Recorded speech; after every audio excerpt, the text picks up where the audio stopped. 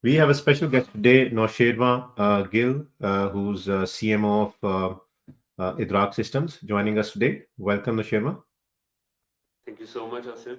Thank you for inviting. Nowsherwan, before we start, let's talk about Edraak Systems. What business are they in, and what do they do? Before we get to yourself. Yeah, sure.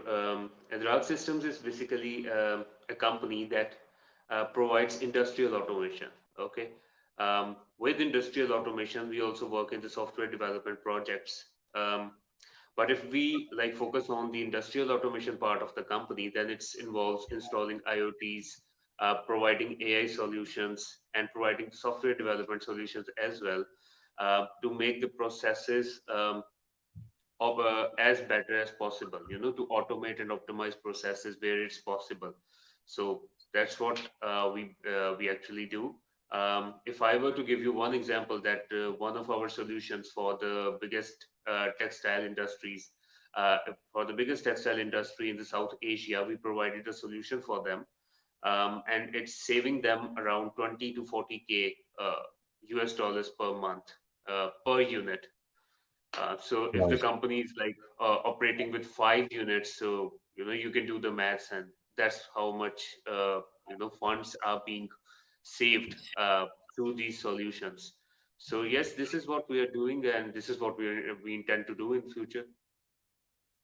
Okay, cool. And how are you involved in Edraak System? I know you're the chief marketing officer, but what exactly does that mean? Okay, it's about basically handling all of the operations related to marketing and business as well.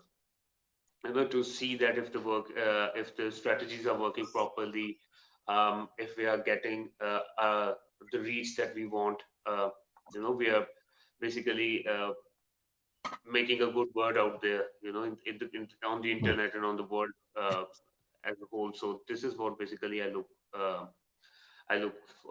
basically. This is something that I do. Okay. I And Edraak System is based in UAE in Pakistan. So Yes. and you are in charge of marketing and sales. How does that differ from a company, let's say, based in UK or US or in the West? How does a marketing strategy differ for a company based in UAE or Pakistan Yes. to a let's say a company in Europe? Yeah, sure. It's a very good question because the strategies and the work that you do, it changes from from location to location. If you're working in Pakistan, of course, things are different here. The talent that you acquire is different here. The jobs and every single aspect of it is something that impacts it. So Hmm. the thing is that if we talk about working from UK and Pakistan, there's a one advantage that we get here. Working for UAE and Pakistan, that we don't have to follow the conventional methodology that we normally see in the big companies. For example, that we have around if we have a team of around 10 people, so we work in a manner that anyone can come up with the solutions, anyone can come up with the ideas, and it's a very, I could say that unconventional manner that we work, the way we work, in the marketing and business department, both in UAE and Pakistan.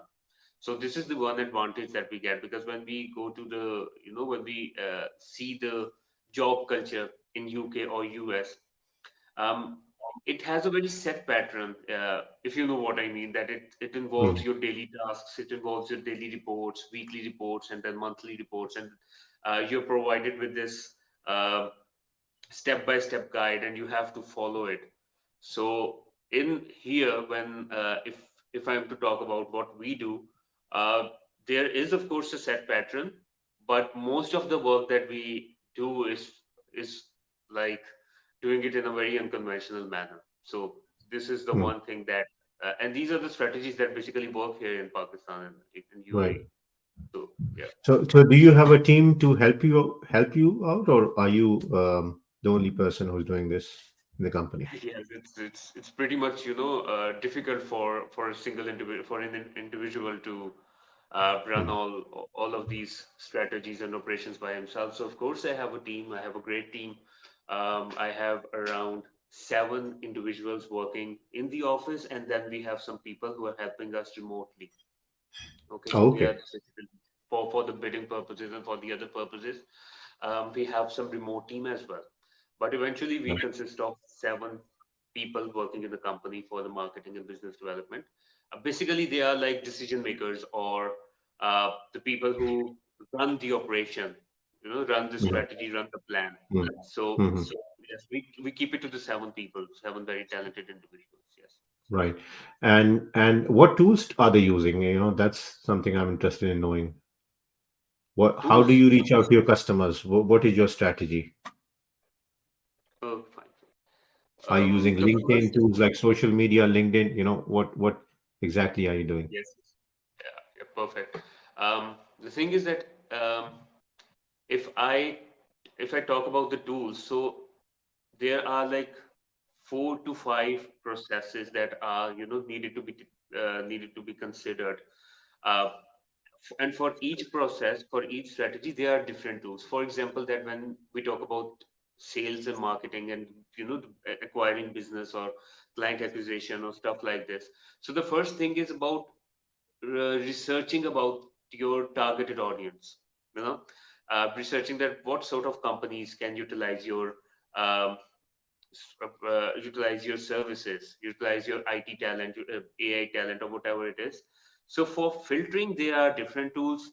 Okay, and then for reaching out, there are different tools, and for writing, for generating the content, and to have a very smooth process in a way, for that there are different tools for that.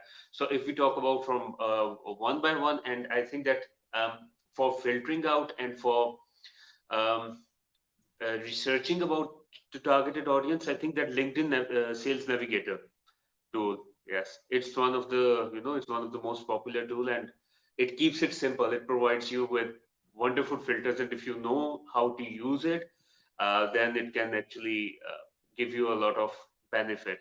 After that, once you've acquired all of this data for yourselves, then you're we are living in a very fortunate times that even LinkedIn can provide you with all of that data. Mhm. LinkedIn can give you that. That's how much that was your reach in a month, and these are the connections who have accepted your requests. So you get the whole. You could say that the whole results of what you have done in the past month through LinkedIn. You can download the data from LinkedIn, so that's how Mhm. you can acquire it. And after that, if you want to go go to the further level. So for that, you can uh, develop your own data visualization, dashboards, Power BI dashboards, or Tableau, depends on your priorities or preferences. So once you have all of these data, you can actually utilize these tools like Power BI to see that how things have worked. And for reaching out, there are different. For example, if you're into cold outreach, which basically I'm not a big fan of. But if you're involved in that, for that you could use Octopus, you could use Mailchimp, you can use Sendy CRM, and for getting the for example the name of the company, the name of the domain, and from that domain, if you want to get to the decision makers, then you can use as simple as like Clearbit. It's a Google Chrome extension. Right. So the idea is to just keep it simple. There is no need for for the fancy tools. Mhm. These tools are like anyone can access them, anyone can use it. It's most of them are not very high on are not very expensive. So the idea is to just keep it simple and use the simple tools. Hmm. And what about tools like Fiverr or Upwork? Um, are you using those as well, or do you use that to get your clients as well? Yes, we do. Okay. The thing is that mostly when we say about these freelancing platforms, people actually get get this idea that these are for the freelancers, or these are very small. Uh, there are very small jobs on the platforms like Upwork or Mhm. Fiverr. But Hmm. the thing is, people, most of the people in the marketing and in the sales and in this particular field, tech business, they do not realize that you grow with your client. Hmm. This is the only long-term strategy I know.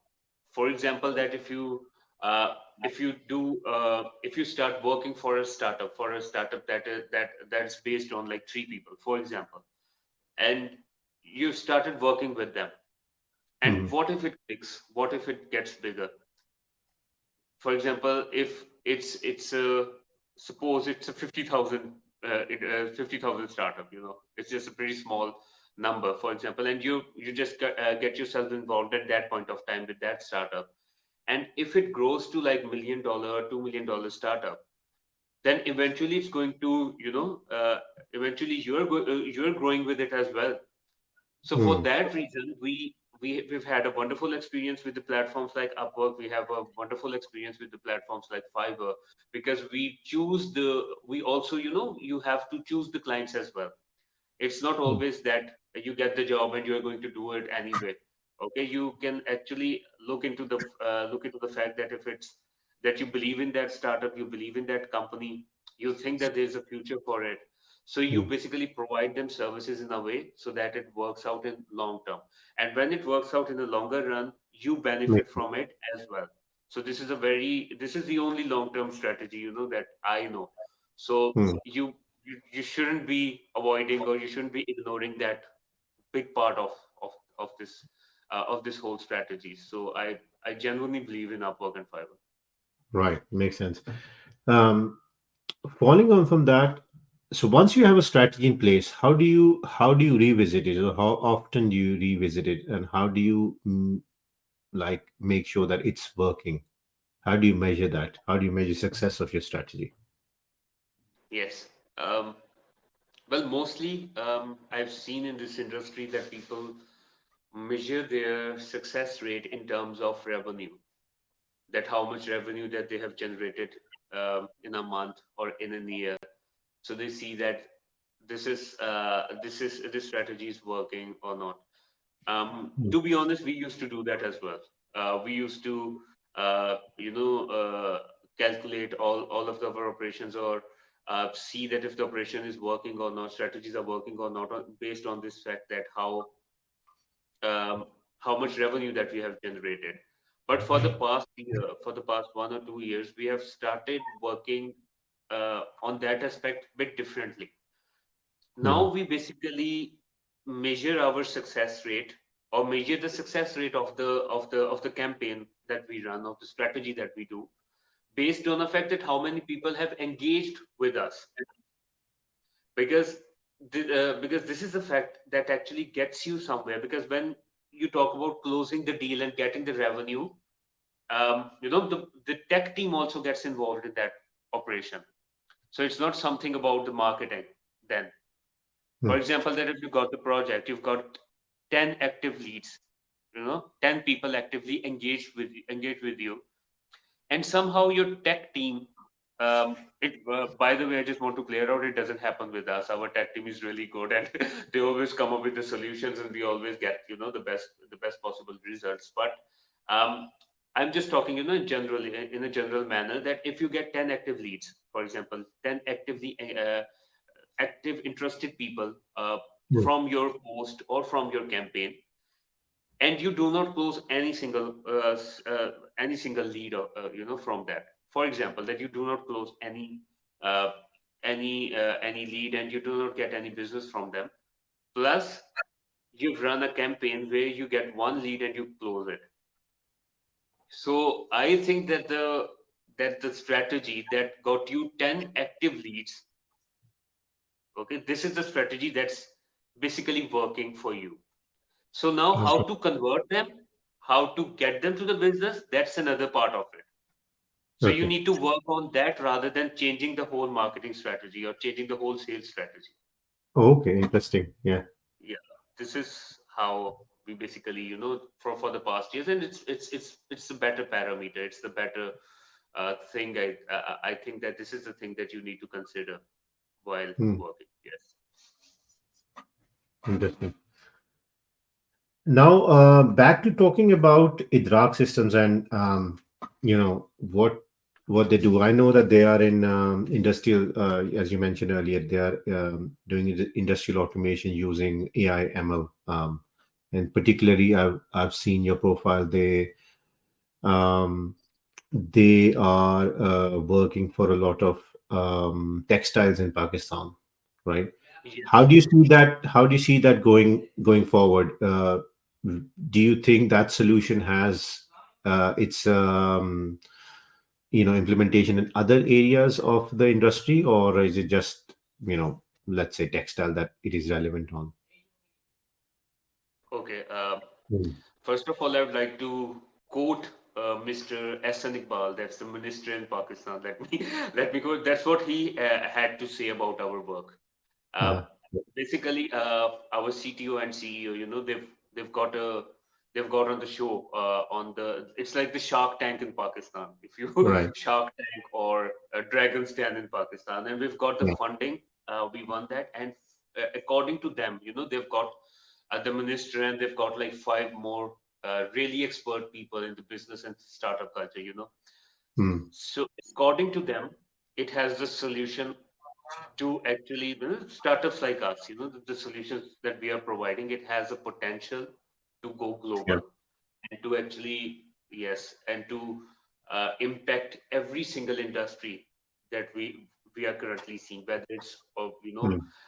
whether it's the industry with packaging, for example, whether it's the industry of automotive engineering or mechanical engineering or whatever it is, whatever, if you're Yeah. of manufacturing basically. So any industry can benefit from our solutions. It doesn't have to be the textile. The thing is that the area that we live in, it's mostly, it's being dominated by the textile sector. So Mm. that's why we had to make solutions for them. But eventually we are going to uh, do the work for the rest of the departments as well. So yes, it has applications everywhere. It does not limit. We do not limit to textile at all. So yes. Excellent, Nishima. If people have to reach out to you, where do they go? Do you can you share your email here and also your Yes, sure. website address, please? They can definitely. But I'm the easiest person to to reach out to. I'm always available on LinkedIn. Always active on email. So if anyone wants to reach out to me, can just can you can just Excellent. email me or message me, as I can provide the links here. Perfect. So I'll post your email and your website link below. yeah, sure. Thank you. Nishirma, many thanks for joining us today. Thank you I so know that much. I'll have your CTO next on another Yeah. Yes. Yes. interview soon. I'm looking forward to it. That'll be really interesting. But until then, Yes. have a good day and thanks a lot for joining us. Thank you so much, Asim. Thank you so much for inviting. And hopefully, I guess after some time you'll see our CTO as well. Yes. Cheers. Thanks. Thanks, all. Thank Okay. you. Thanks so